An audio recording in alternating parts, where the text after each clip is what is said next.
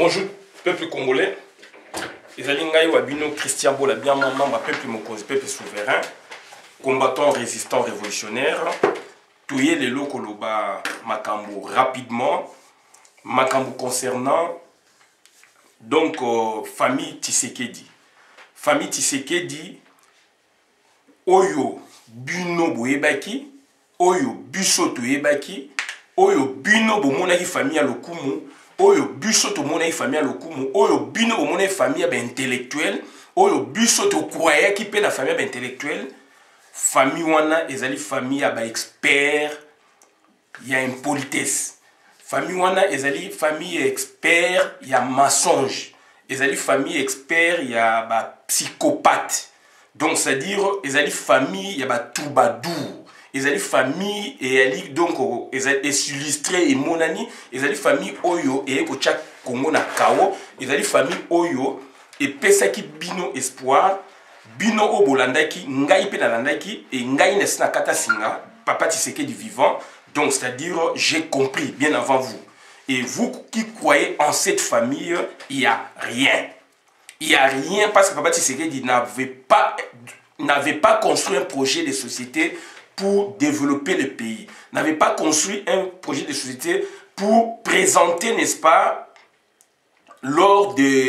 pour parler lors des assises politiques du pays, donc d'en discuter donc, avec les experts, avec les émissaires de la communauté internationale, donc, auxquels on associe la présidence de toutes les temporalités, par exemple la présidence de Mobutu, la présidence de Laurent Désiré Kabila et cette présidence de merde. Donc c'est-à-dire on l'a vu cette famille. Si je parle de cette famille puisqu'il y a aujourd'hui donc un ensemble de personnes. Donc c'est-à-dire il y a un groupe Tshisekedi, enfants et fils. Un groupe qui est là pour montrer, pour tenter, n'est-ce pas, convaincre le peuple congolais, comme si donc il a un projet, il a une solution magique pour le développement du pays. Alors que ce groupe n'a rien. C'est-à-dire groupe on est au district Congo, aujourd'hui c'est 29 ans, Papa Naye Tshisekedi, de 90 jusqu'à sa mort, aventure n'a pas aventure, Bolanda yango bokomona, il n'a jamais présenté un projet pour n'aba associer na gouvernement Oyo Eleki, na présidence même Oyo Eleki. Donc conférence nationale souveraine et ça qui Moussala va présenter qui ayaki akapota qui mon papa Tshisekedi. Botuna ba fondateur bazaliwana. Ba vidéo ba fondateur ezali. Ce qui conférence nationale est bloqué, c'est à cause de lui aussi. Parce que Bojui, UDPS directoire, Union sacrée, Bobimisi, Tshisekedi Wamulumba. Bosali que donc population est landée, pesi poids, a comme premier ministre à la conférence nationale souveraine. Et comme il y a la liste ya gouvernement, baninga na ye ya directoire, ezali na ba vidéo. Ba préparer ba pesi ba recommandation na bango ndenge zalaka. C'est pas bisoka ka mutu to ko sala biloko bongo beka ka première fois et ça maka partout bongo. Mobutu tanga sali coup d'état baninga na ye ba compagnon ba kotaki na gouvernement soit ba cheki ba ndeko na bango ba fait ba cheki soit ba ndeko na ba cheki ba tuna bango ako za ndeko na ye ako za amina ye ako za boyeboy puisque ba ina parti politique te na tangwana na 65 je parle de 65. Et ainsi de suite, Mobutu, quand il faisait donc les remaniements, soit Azaïko Jabaninga n'a accompagné de la révolution côté na Kati, soit Azaïko proposé na Mobutu, puisqu'Azo Senga Bango, Batu Oyaye. Et Zara Bongo, donc coalition. Na France et Zali, na Kati ya PS, François Hollande a joué pouvoir. Batu Bazalaïki Wana Mingi, et Zali Batu pe ba outi kaka na PS, mais ba recommandation soit ba toi parti ba ju bango soit ba précaré na aussi ba recommander qui les États-Unis pareil ezali makambo ezaba fait sociaux totaux et globaux na Congo ko échapper na yango te ezali ba fait sociaux totaux Donc, na Union Sacrée, c'était pareil. Na IDPS directeur, c'était pareil. Liste étant recommandé. Liste étant bimi, Papa Tshisekedi a sala gouvernement, yaye moko, na liste o yaye, et pesa mobulu et bloka makambutu. Na lobaka yango fito zongisa yango. Donc, c'est-à-dire, à bloquer l'institution. Et ça dit que, ninga na ebake komona Mobutu, babi longola mutu na yo wana. Tala ndenga sali biso. Toyokani malamu, makambe marchaka bongo, ya bimisi batu, bauti, na ba horizon mususu. Pour la plupart des cas, nabi pour la plupart des cas. Et pesa mobulu botu, na je fais le terrain. Bana ya ba fondateur, ya IDPS, ba yipsa ngai, na otanga ba komona bangote, ba yipsa ngango. Yango bango moko lisusu batu ya directoire, batu ya Union Sacrée, ba ke komona Mobutu, le plus influent, bah, si Mobutu longola ye, yango moni Tshisekedi a sali 3 mois, il y a kaka tant premier ministre à conférence nationale. Donc c'est-à-dire famille Tshisekedi bazala projet mon côté pour na Congo. C'est-à-dire bah y na mensonge, bah y donc na populisme, na sala vidéo donc papa Tshisekedi loupe mané qui gâchis pour le Congo. C'est pas moi qui l'ai dit, donc il y a des experts bah comment yango, c'est un gâchis pour le Congo. Énergie wana mobilisatrice, énergie qui a été mobilisée pour naïe, batu batie, affluer vers yé.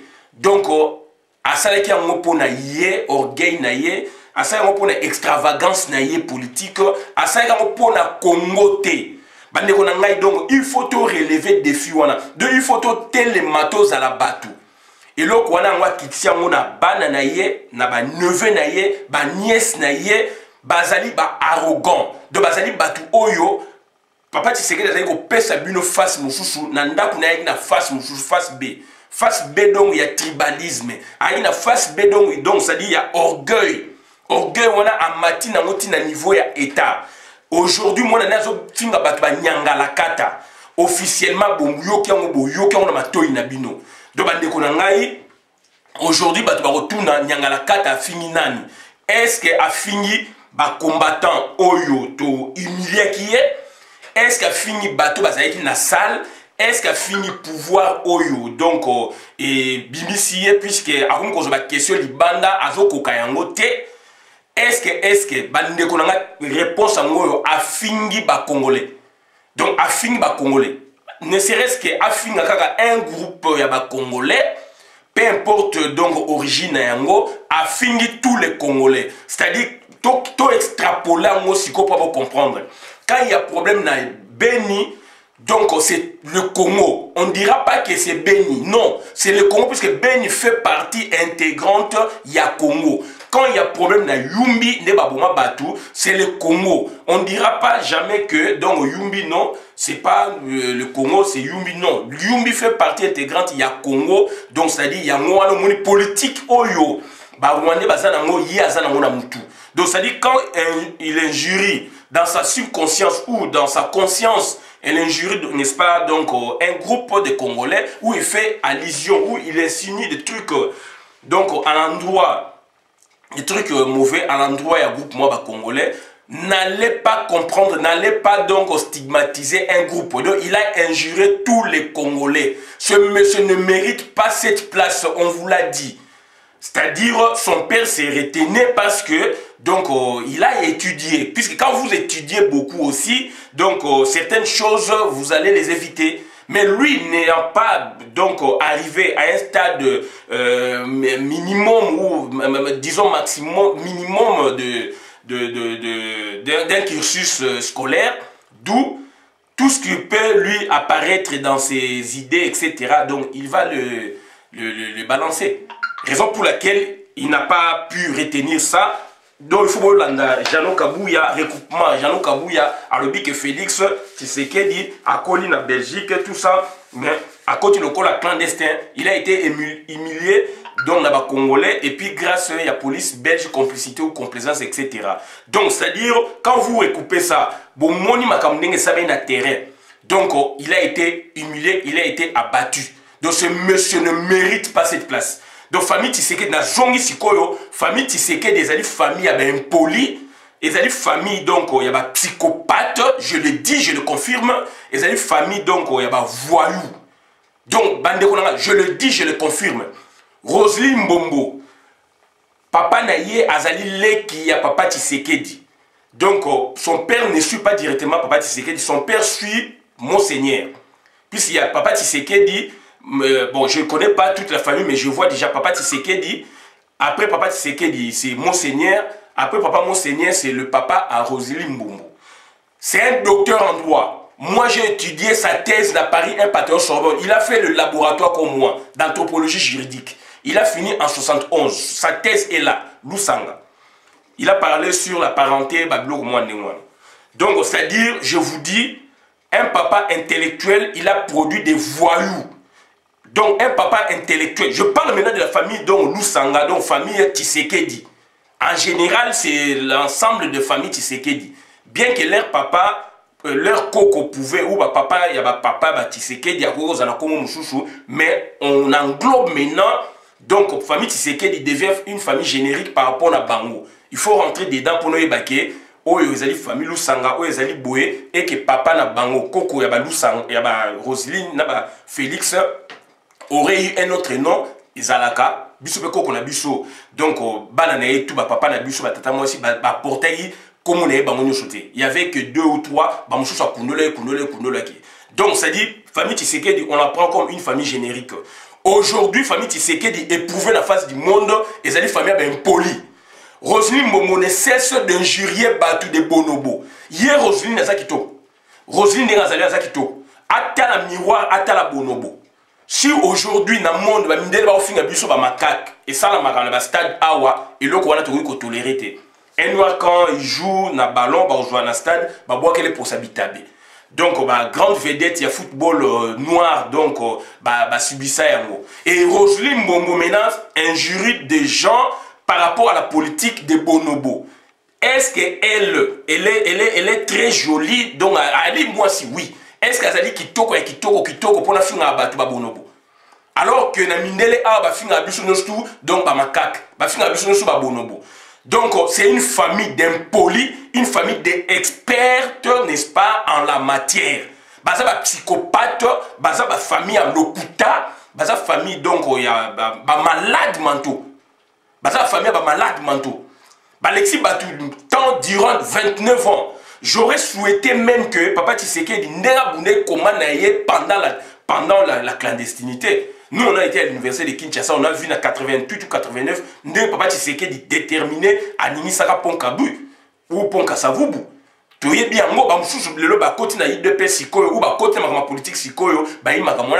j'étais étudiant, na campus, na viva tribalisme scientifique autrement. On a donc affrontement socio-politique, culturel, na terrain les loyaux. Bisovi, on a l'université de Kinshasa. Donc, il est dans la clandestinité. Pas lui dans la clandestinité, mais donc, Uniki n'est terrain, il est pèse. Homme n'a bango de référence, c'était homme 30. Botu n'a battu, parce qu'à une époque, avant 90, je dis, avant discours à Mobutu, il y a le 24 avril 90. Bazaï logé pour nous. Betidio, il y a tendance, il y a eu de pèse, Bazaï logé pour nous. On a vécu des trucs. Un jour, on nous a soumis à la Rokomagayango. Na comment il faut ça dans nos livres. On a subi des trucs na niveau scientifique, na niveau social, via étudiants, etc. Sauf qu'on était quand même unis à niveau de l'organisation, à cartel à travail. Mais on était divisés dans le bloc belé. Au outil de l'humanité, comme une université, on a bien, beaucoup de bloc Est et bloc Ouest. Nous, on a trouvé ça. Et on a compris UDPS, donc, et ils ont créé en 82, on a côté na campus en 84. Donc, ça dit 2 ans déjà plus tôt, Makamone est déjà installé dans Unikin. Beaucoup ça va être donc famille Tshisekedi, donc famille Yabatoubadou. Papa Tshisekedi dans la clandestinité, il avait fait un grand travail. Et qu'est-ce qu'on n'a pas vu donc à la démocratisation? Mensonge sur mensonge. Pas de projet de société. Lexi Batou vie. Vie à Batou baby. Et le lieu a sali tout le monde en ayatika na bokonzi. Donc ça va consigne interne et zalaka bongo na Batou Yamabe. A Monique tellement linga qui est landa qui est la politique wana lui peut pas intervenir. A quoi ça moi qui est boza mobali c'est à toi tu as le nom tu as mon nom Donc on te connaît, même si tu ne portes pas mon nom directement, mais on te connaît comme mon fils à moi.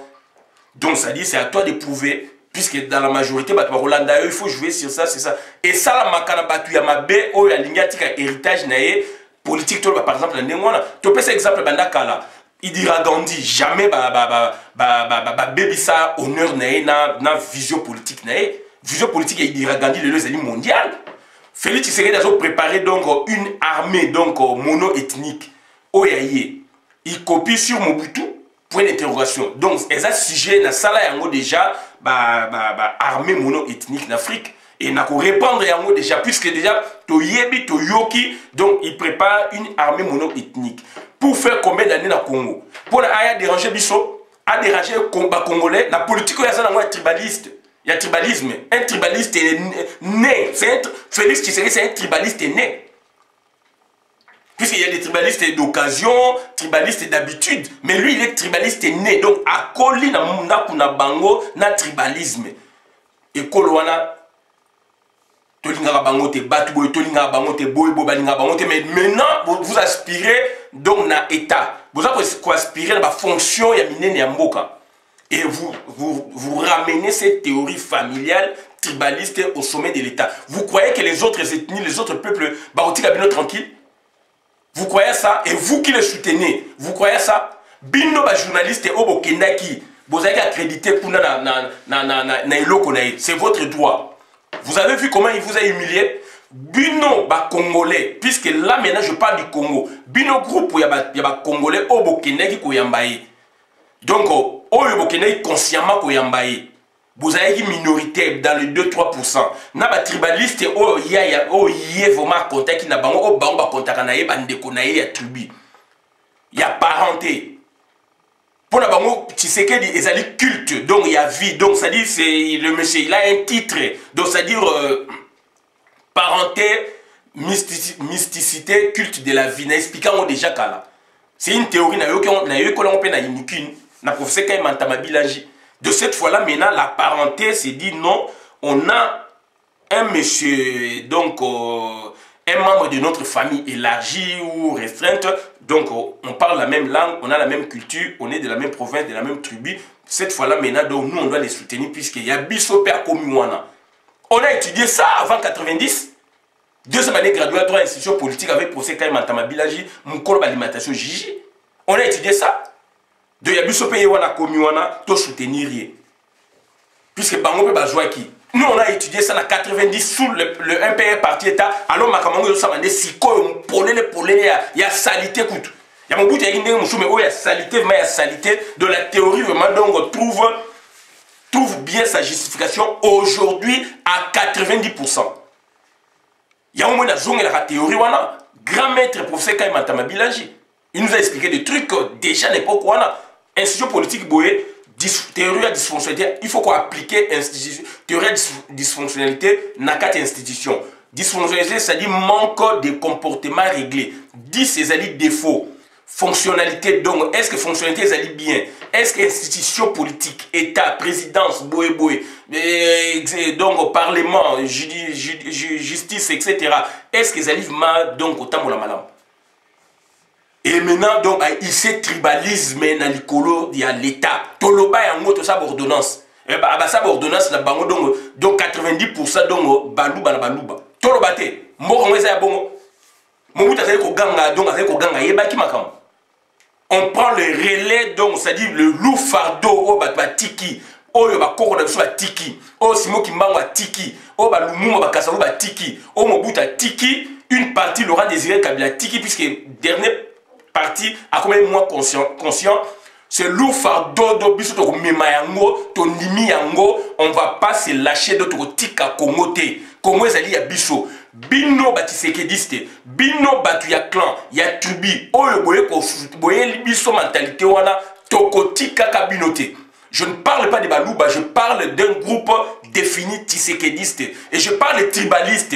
Tribalisme est partout. Mais je parle de tribalisme et monani. Et ces gens-là, lobela bango. Donc, ethnie ou tribu Luba, ça c'est un patrimoine ya Congo, au même titre que ethnie ou tribu Anamongo, ethnie ou tribu ne Congo, etc., etc. Donc je parle de tribalisme dans ce cadre-là, bien précis. Ce n'est pas tous les balouba. Donc on s'est dit aujourd'hui, à injurer tout facilement, parce que donc, il n'a pas d'argument. À chaque fois quand vous lui tendez, n'est-ce pas, les micros pour parler, vous lui accordez l'interview, donc c'est trop de bévues, trop de bévues. Il ne sait pas s'exprimer, raison pour laquelle il a évité. Cette fois-ci, il a eu des conseils quand même, éviter que bateau beng seki kuna journaliste wana donc partir journaliste wana donc interviewer, c'est là où bongo yeba buzo banaye étalé. Laura Désiré, qui Joseph Kabila, patron numéro 2. Naza okumisa mote, mais du moins ce monsieur Atangi Minita Zoba sous bourrique, ignare, mais il s'est réservé. Il ne venait pas pour la bosse année d'échange boué. Puisque le premier échange, déjà, tant à pouvoir, lui, Michel a dit comme lui, Michel a qui est bien, a une Belgique qui est KO. Il n'arrivait pas à parler. Vidéo est allée, vidéo est allée. Sur un gars, lui, Michel a arraché parole. Couverture, on a vu ça, 81. Et après, maintenant, qu'est-ce qu'on lui a dit? Ah non, il ne faut pas accorder des interviews. Quand vous comprenez que ça peut mon paya, il ne faut pas. Et qu'est-ce qu'il venait? Il vient là, son discours, il s'en va. Discours rangé, et ça, la nini. Donc, bah, préparer ma question, bah, nini, bah, réponse, bah, PC, un jour, 2 jours, attendre, ou lenganko, il y a 2005 à l'obakiango. Biloko Kabila lobaka wana, donc ça biloko c'est les répétitions, même 10 fois. Zoba tellement ça zoba zo kokate ba bomi. Asali ba kokite ba bomi, o ekotika la kawana nde ba laxibino na la télévision. Donc voilà. Félix croit qu'il parle bien français, que français c'est la matière. Non. Tu peux parler français comme Chirac, comme donc Marine Le Pen, puisque français, donc Marine Le Pen, yen papa wanande aibi français ko le kabango tout. Tout soit na mindele, na débat. Babi Sarkozy aibi français, mais il parle français. Hein. Sarkozy babi aibi français bien té, Hollande aibi français bien té. Les blancs. Babi Mouta aibi français na cadre, c'est lui qui parle un français vraiment donc il y a qui to copie donc Nabakor etc. C'est le grand-père, le grand maître Marie Le Pen. Non, Jean-Marie Le Pen. Jean-Marie Le Pen, Front National. C'est lui qui parle un bon français. Mais Mindele a français,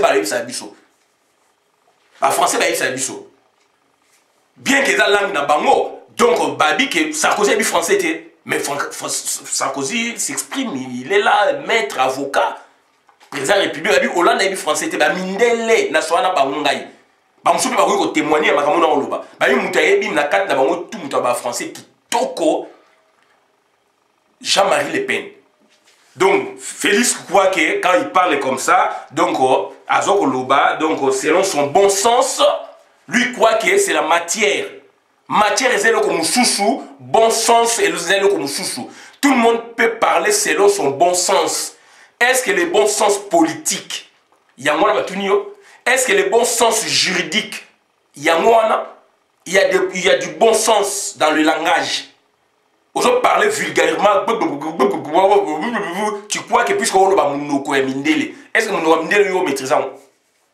Alors bah on mindele va Sarkozy a évité, Hollande a évité, Moutaïbi Jean-Marie Le Pen. Bon soit mindele va ça. Donc on a ngai famille Tshisekedi, ezali famille ba Toubadou, Roselyne ne cesse d'injurer les gens. Donc, et là, ici, et là, ils ont imprimé dans la Bango. Félix ne cesse d'injurer les gens, et là, ici, et là, ils ont dans la Bango. Donc, ce sont des gens qui bien préparés, sa politique, et à chaque fois, invective. À chaque fois, invective. On a poto finga rabatou, on a poto humilier rabatou. Donc, c'est ça la démocratie. Hollande, nano, oh nani Sarkozy bamba vraiment donc ceux qui crème ceux qui nine longi jamais à l'écart loba n'importe quoi. Hollande a benga batu rakai na circonstance nini quand il n'était pas premier ministre, quand il n'était pas président de la République, quand il était ministre de l'Intérieur. Ça c'est le cadre contexte mot précis ministre de l'Intérieur qui est à Aubervilliers je pense à lobby donc il a parlé de la racaille. Mais quand il est devenu président de la République, on est comme président mon chouchou. Bah ça est makamou bizarre. Azo kele ba tiré boé. Qu'est-ce qu'on n'a pas fait? George Bush, bamba même sapato à skiver yango. Trump va finir partout, va finir institution, va finir institution. Puisqu'on dit qu'on représentant, va finir yo, va sur la bique Afrique, donc na ndenge nyonso, va critiquer peyo. Trump va sceller monument à ma béa à travers l'Europe. Va finir à Trump. Dit vous bonne même ça va te ramener. Au comité Dieu, sans comité Dieu qui est na clan na bino, qui est na clan na bino. Ngape na sana clan na yo kene na clan oya yo kuna ba komiso die na niveau état non des impolis donc on s'ali ba impoli moko impossible donc on s'ali donc ba impoli moko donc en cravate ba psychopathe en cravate. Raoula Odinga la transition il a apporté son projet adopté contre le gouvernement kenyan. Il y a droit et liberté, ce qu'il avait proposé. Papa, tu as vu combien d'occasions. Il a commandé le président de la République et habité Bino. Moi, dans la présidence de la République, il y a ma baie. Dans le bas, on est monsieur Claude Moutima. À tout le monde, papa, je dis que moi, oui, moi, mais il y a ma baie. Il y a moi. Ozali donc Azaï Premier ministre, au comme oppose à tout ça, il est président de la République et habité qui Batou et habité sur quoi donc fanatique naïe, on n'a pas Tshisekedi le défunt président de la République. Alors a aimé président de la République, a gagné l'élection oui, a gagné en définitive donc résultat boyebi. Batou élection donc Moutazo kende fait mandat. Puisqu'il y a ça Tshisekedi donc a mis Batou na dialogue. Edem Kojo aloba non babengi donc kabiliste alors ba kabiliste bango moko Edem Kojo kabiliste alors que yo olingo sala makamuna yo osengi Union africaine et couvrir yango c'est ça le Tshisekedi alinga yiba aboma batu mais asengi couverture donc tant moment qu'il ne va pas dialogue Edem Kojo aloba yango ezali donc on veut bien aller dans le dialogue, mais il faut donc communauté internationale. Il y a un moment donc Union africaine et sa couverture, mais idée à ma bé à Tshisekedi. Et moi, en premier. Moi, dans la négociation, la structure de PES, est-ce que les autres PES primauté? Il y a un autre qui a préparé moi dans ma camoute au monde. Moi, dans sa ligne, a vu relève. Asel maramo papa ba yokana ki na ye me ba okosa mubake ba okosa boye pour na bomba kangelo kwa e bo kanya ngwa mabeto ko tike la bino tante mutu mande sili boko bimisa pour na boke na dialogue ba miyibi ba impoli donc vous allez batu moko donc sans projet de société bo me batu donc n'aventure. Alors, IDPS directoire avait un projet de société. Et sous Kawap Nanzela, a même un populisme. Gâchis. 29 ans, il y a populisme. 37 ans, il y a combat, il y a l'occupé, il y a mensonge. Et le lieu, là, qui c'est autrement, un poli. Donc, ça dit, donc, psychopathe. Famille Tshisekedi, je l'ai dit. Famille Tshisekedi, c'est un psychopathe, poli. Roselyne Mbombo, Azali, qu'on s'est distingué, n'a pas futilité, wana. Félix Tshisekedi, aujourd'hui, a confirmé, donc, Bazali, donc, distingué, n'a pas futilité, wana. Distingué, n'a pas bêtise, wana. Bazali, n'a l'autre côté, n'a mitou, n'a bango. Yé, n'est-ce pas, populisme, wana. Peuple a boyi yango, ba koko ba boyi yango, ba boto yango, ba pesa yango Martin Fayulu, ami ya Congo. Soki famille ne continue qui na am wana, ndenge Tshisekedi a bloqué ki Congo, et le reste na mwana na Congo et Koufi, na loba yango. Am wana ba koko ba bi ko na mutu aza juste Martin Fayulu ma di mutu a gagné qui élection. Passe na bino za place wana. Toza na terrain, to ko tika binoté. Na ba lokuto boye na ba mensonge beaucoup ko finga ba polele rose na ko finga mutu moté mais na ba Roselyne Mbombo joie qui tala longi na yo joie qui tala ba mama Congo bande ko na yo ba congolaise oyo zo finga joie qui tala longi na yo joie qui tala ba congolais mi bali sko yo zo finga Roselyne Mbombo o finga ba bonobo ba boye Vidier Chimanga ye kuna collaborateur donc précaré à Félix Tshisekedi ye aussi ko finga ka batu apparenté famille Tshisekedi.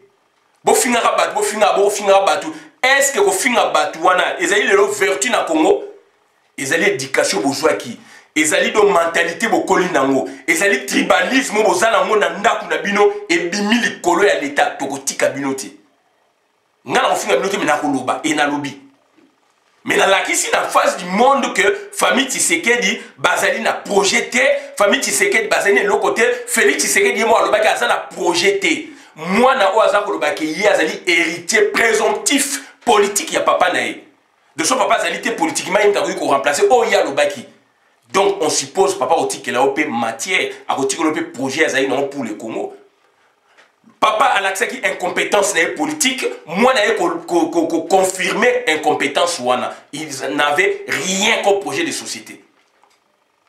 Ils n'avaient rien comme projet de société. Naza Kolobasko la ministre affaires foncières. Na kosuka la police na selo vidéo. Na moni eloko yo bimisi Félix Tshisekedi n'avait pas de projet de société. Je te comprends que aujourd'hui ango au lobby que ezali na cadre de projet de société à président de la République Tshisekedi, lui, il n'en a rien comme projet. Il n'en a pas un seul projet même. Aloba yango polele. Projet de société batanga kayango kabela kango ba distribuer kango batu. Na campagne aloba loko moko te comme projet de société. Tango esili aloba yango ke azala kana projeté. Ministre donc Sakombi y affaires foncières naza ko landao de près. Il faut que tu aies un mensonge. Chose pour ça qu'on flatter pour que donc vous gardez votre poste dans bino, il faut arrêter avec ça. On n'est pas donc dupe. On comprend, on vous comprend. Donc certes vous apportez quelque chose de bien et que vous on a compte naïe puisque vous avez dépend de naïe. Du moins lui il n'a pas ce projet. Puisque ça il a projet on a tonto e bayango et que premier ministre m'tanga ko défendre le projet naïe et vous autres dedans. Donc, ça dit projet déjà, premier ministre déjà, a outil na famille mokona oyayete, et puis makamone les ali de composite, mélanger, mensonge, il faut quelque part, il faut faire du stop. Je parle, je m'adresse dans la vidéo, je suis sur ça.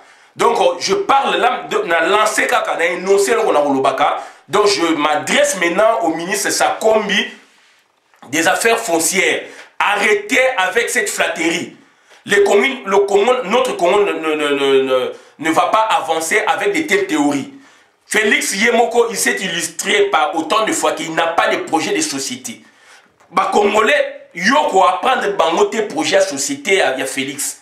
Puisque déjà au départ, en amont, il aurait dû, n'est-ce pas, nous les présenter. Et on aurait eu ça comme donc livre de poche, Totanga Kayango, et Zalaka Awana Poto, Toloba Yango, Bolaksabi, Martin Fayulu sur côté na site néo comme projet de société. Félix n'en a pas un.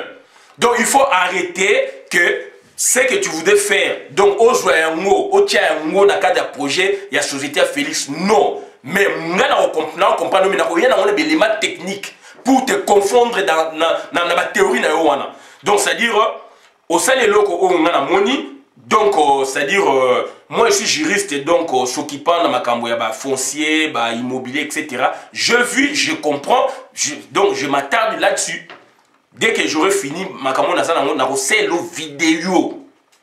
Ministre, donc, il y a fait foncière au copier peuple Mokonzi. N'a annoncé déjà. Toloba yango, peuple Mokonzi, j'ai ça, la bloc, on a au copier sur nous. Donc aujourd'hui, on a calqué la Félix, alors Félix c'est Azan a projeté. Et yo outil la composante Nini. UDP c'est la projeté, ça c'est de 1. Yo outil la composante Nini. Et Premier ministre Bino Ilunga Kaba, c'est lui techniquement qui devait, n'est-ce pas, répondre ou exécuter le projet des sociétés. Il y a président de la République en temps normal. Alors, donc, on n'a pas vu cette confirmation, on n'a pas vu ça à l'œuvre que Oyaz a un projet de société Bobo. Donc, arrêtez. Ministre Sakomi des affaires foncières, arrêtez. Donc voilà. Donc, on a rozongé la yo techniquement. Donc, Nazali Koloba, na Roselyne Mbombo, Félix Tshisekedi, Vidieti Manga, Bozali Kofinga ba Congolais, ba Nyangala Kata, Okunazo Finga ba Bonobo. C'est la culture yaba Tshisekedi. Culture ya famille Tshisekedi. C'est ce que j'allais dire. Donc, ça dit que c'est l'eau que je représenter bisoté et repouver bisoté. Toko banga pe l'eau que je c'est pas une famille royale, non. Royaume na commencé Koufakala. Donc, ça dit biso tout dérivé to na 60 familles moko ezali millionnaire T. Donc na 60 familles moko ezali millionnaire T. Ba weleli papa Tshisekedi dans lobango na l'unique réunion et union sacrée tant ba doit indépendance ba weleli ko zo ba mituka Impala équivalent donc ba Mercedes na biso ba voiture de luxe ya gouvernement na drapelé ba weleli ko zo ba ndako na ba gomena limité or na yé moko pe.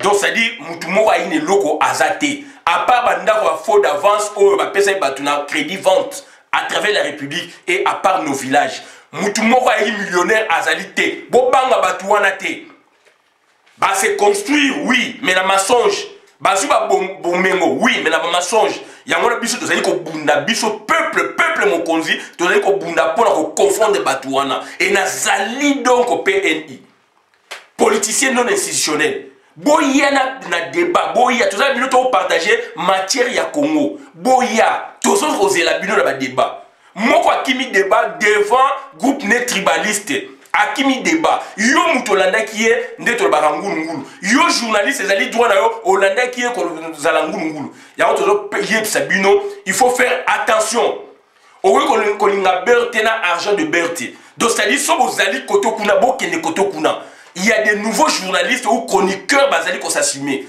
tambo kei côté Félix bokende mobimba boye la biso boyete amalgame wana tolinga moté na combat amalgame wana pour ba journaliste tolinga moté na combat d'autant bolandi Félix na bozo ba macaron bokei kuna apesi no ba pécule ba mwa mbongo boye bo couvrir événement wana na ba théorie bo créer ki na mitu bolanda yeti na suka botika biso tranquille amalgame ba journaliste na ça ko insister. Famille Tshisekedi prouvé donc que les amis famille à mensonge, famille à populisme inutile, populisme à l'élon zama botoni ango, après ça on a monté Sengeli. Donc Martin Fayulu Madidi, donc botika biso tranquille. Famille oyo ko finga batu polele bazo éducation wana. Bolanda ba titre ba papa na bangote.